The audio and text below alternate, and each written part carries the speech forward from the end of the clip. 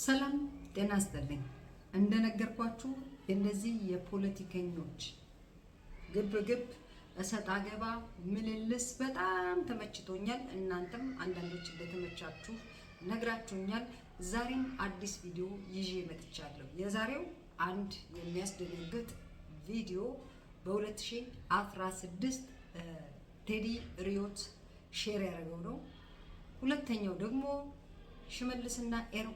ሽመልስና ሀብታሙ አያሌው በኤርሚያስ ለገሰ ላይ የሚይዙት ሙድ የሌለ ነው። በቃ ሲመች የምሬን ነው፣ ይመቻል። ለካ ፖለቲከኞችም አንዳንዴ ኮሜዲያን ይሆናሉ። እና ሞር እኔ የሚያስቀኝ ያው ዲስ ዴይስ የፖለቲሽያኖች ኮሜዲ እርስ በርስ ምልልሳቸው ምናምን መዘላለፋቸው ምናምን ሰሞኑን እያዝናናኝ መጥቷል። ሰሞኑን ብቻ ሳይሆን በፊትም ያዝናናኛል፣ ግን ሚዲያ ላይ እኔ የምዝናናበትን ነገር ይዤ መምጣቱ ነው የሚያዋጣው ብዬ ይዤ መጥቻለሁ። አንዳንዶች አስተያየታችሁ ጥሩ ነው፣ ሌሎቻችሁ ፈንዲሻዬ ላይ ችግር አለባችሁ። ፈንዲሻዬንም ትቼዋለሁ፣ መጨረሻ ላይ ኤክስፕሌን አደርጋለሁ ስለ ፈንዲሻዬ። ወደ ቪዲዮ አንድ ጠዋት ለባለቤቱና ለልጆቹ ስንል እዚህና አሁን ስሙን የማንጠቅሰው አንድ የብልጽግና ሹም ከአብይ አህመድ የደረሰውን የችግኝ ተከል ግብዣ ተቀብሎ ልጆቹንና ሚስቱን አስከትሎ ወደ የካ ተራራ ይሄዳል። ይሄ በ2016 የሆነ ክረምት የሆነ ታሪክ ነው። ይሄ ብልጽግና መካከለኛ እርከን ላይ ያለ ባለስልጣን ያው ቁጥር ለማበርከት ነው ቤተሰቦቻችሁን ልጆቻችሁን ይዛችሁ ኑ ተብሎ ጥሪ የተላለፈው። እሱን ተቀብሎ እዛ ቦታ ላይ ይደርሳል፣ ከመሰሎቹ ጋር ይቀላቀላል ምናምን። ያኔ ሁለተኛዋ ልጁ ከ7 ዓመት 6 ዓመት ከምናምን ሆኗታል። እና እዛው ችግኝ ተከላ ውስጥ አብይን ታየውና ወደሱ ትሮጣለች። እና ያው ጠባቂዎች ያስቆሟታል፣ ግን አብይ ልቀቋት ስላለ ሄዳ ትጠመጠምበታለች። እና ታውቂኛለሽ ለሳል አዎ ትላለች፣ ያው በልጅ አንደበት። የት ነው የምታውቂኝ ሲላት በቴሌቪዥን እናቴ ድፍት ትበል ስትልህ ነው የማውቅህ ብላ ቁጭ። ያው ልጅ ናት፣ ምንም የምታውቀው ታሪክ የለም። አብይ የሰማውን ማመን አልቻለም። በኋላ በዛው ዕለት ወደዚህ ይህንን አለች ወደ ተባለችው ሴት ባልውጭዝ የብልጽግና መካከለኛ ሹም ወደ ሆነው ሰው አብይ ይደውልና በነጋታው ባለቤቱን ይዟት ወደ ቤተ መንግስት እንዲመጣ ያዘዋል። ግለሰቡም እንደተባለው በጠዋት ከነ ባለቤቱ ቤተ መንግስት ይገኛል። አብይ ልክ ወደ ነበረበት ክፍል እንደገቡ ብድግ ብሎ የዚህም ባለስልጣን ባለቤት በግራ እጁ በጥፊ ይደረግማል። እኔ በሰጠውሽ ቤት ውስጥ እየኖርሽ እኔ የሰጠኋችሁን መኪና እየነዳችሁ ቅብጥ አድርጎሽ ነው ስሜን በክፉ የምታብጠለጥዩ እያለ ይማታል፣ ይሳደባል ወዘተረፈ ማለት ነው። እና የሚያስቀው ምንድነው? የሚያስቀውን እርግጠኛ አይደለሁም። የሚሳደበው በትግርኛ ነው።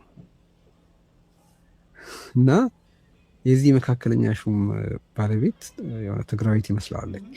እና በርካታ የትግርኛ ስድቦችን ካባከነ በኋላ ያው ጥፊዎች ያረፉባት ሚስት ቀስ ብላ ክቡርነቱን እኮ ከትግራይ አይደለሁም ትግርኛም አልችልም ትላለች። እና በጣም ተበሳጭቶ ነው ሁለቱን ገፈታትሮ ያስወጣቸው። ሰው ነው ወይ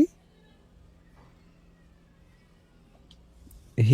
አሁን ለልጆቹና ለባለቤቱ ስንል ስሙን ማንጠቅሰው ሰው ለ1 ዓመት ያክል ከስራ ይታገዳል፣ ግን ደሞዝ እንዲወስድ ይፈቀድለታል።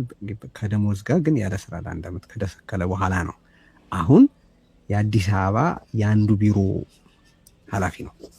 ቢሮውን ከተናገርኩ ስሙ ይታወቃል። እናንተዬ አያረግም አይባልም። ሰውየው ሉናቲክ እንዴ! ያደርጋል፣ በደንብ አድርጎ ያደርጋል። እንዲህ ድፍረት!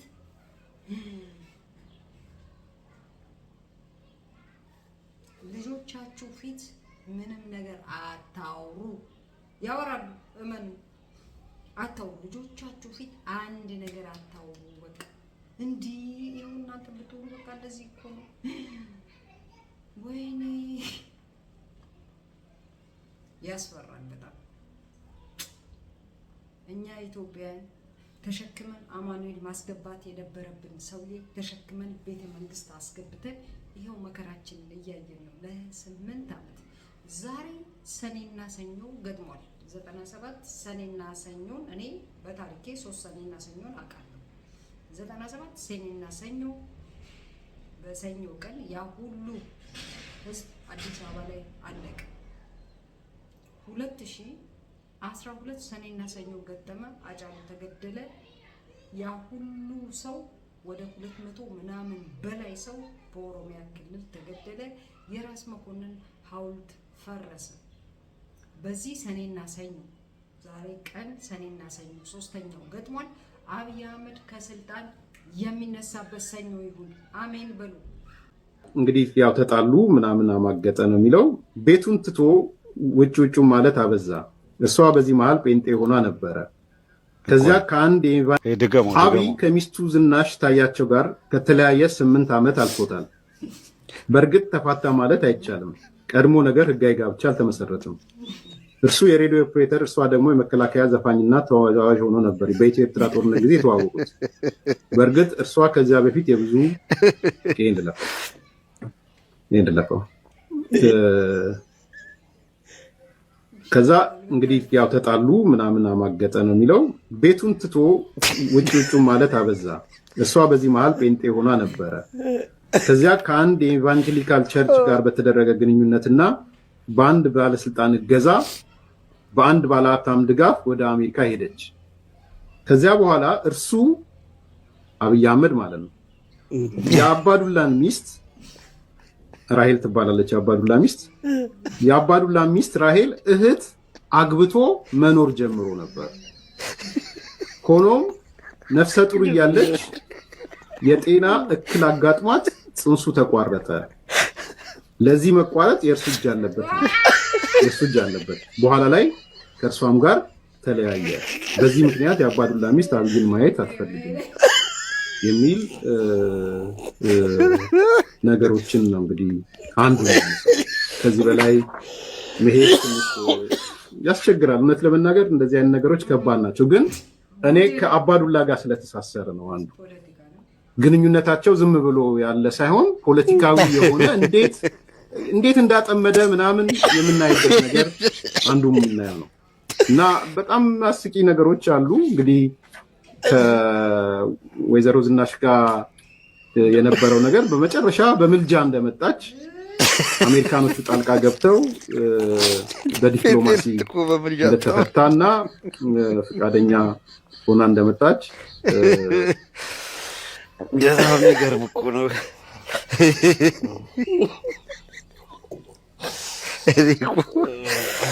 አሁን አብይ በጣም ቂመኛ ነው እና እንደዚህ የሆነ ነገር ብለውኛል የሚላቸውን ሰዎች እነ ጌታቸው እንደዛ ምናምን እየሰበሰበ ስለሆነ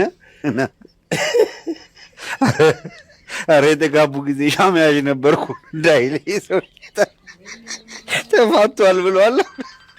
ጠርቶ ወስዶት ያኔ ባለማወቅ ነው እንጂ እንደውም ሻማ ያዥ ነበርኩ።